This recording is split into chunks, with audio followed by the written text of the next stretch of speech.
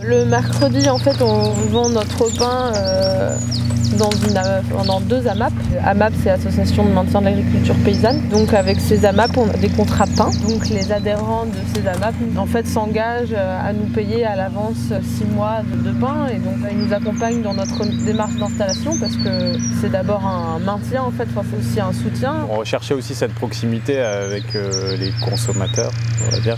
D'avoir un vrai échange et une régularité avec des gens qui viennent toutes les semaines. Et qui aussi ont une recherche plus globale enfin ils n'achètent pas que du pain, mais aussi c'est une démarche, je ne veux pas dire qu'ils achètent une démarche globale, mais ils prennent parti à aussi cette manière de travailler, quoi. On fait aussi un marché hebdomadaire d'une petite ville, Bailleul. Plus des 3/4 des gens sont des personnes qui reviennent toutes les semaines et qui viennent parce qu'il y a nous en pain bio et qu'à côté il y a les maraîchers qui font des fruits et légumes bio. Tu retrouves aussi ce contact, cette proximité avec les producteurs. Il y a des personnes qui sont militantes et qui viennent acheter du pain pour ce qu'ils représentent derrière, mais il y a aussi des personnes qui ne sont pas forcément sensibles à ça, et donc c'est quelque chose qui est accessible à tous, quoi. Beaucoup sont contents de retrouver justement quelque chose qu'ils connaissaient ou alors qu'ils connaissent d'un séjour en vacances. C'est vraiment plus spécifique, c'est un pain cuit au feu de bois, au levain.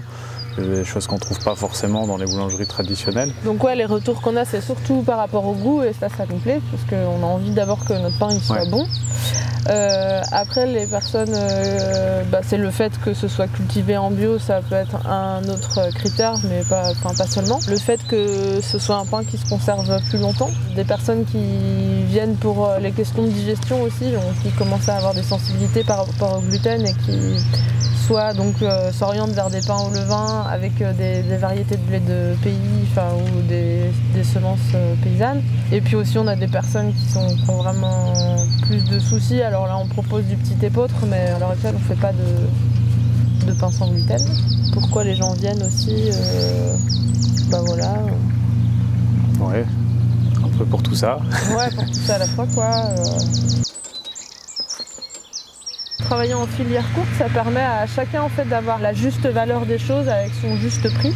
Parce que nous, on va plus ou moins acheter un hectare de blé toujours au même prix, parce qu'on sait qu'on va vendre notre pain plus ou moins toujours à ce même prix. Donc il n'y a pas d'autres personnes entre nous. Et en fait, on se rend compte que ça pourrait être plutôt intéressant d'élargir en fait ce type de filière, mais qu'aujourd'hui, il y a de plus en plus de demandes de consommateurs pour ce type de pain, mais que par exemple sur le territoire Nord-Pas-de-Calais, là on a rencontré d'autres personnes qui ont envie de s'installer en boulanger bio levain et de travailler avec ce type de céréales, mais finalement il n'y aura peut-être pas assez en fait d'hectares semés pour répondre à cette demande-là, quoi. Donc il y aurait vraiment un débouché intéressant si d'autres agriculteurs désireraient faire ça, quoi.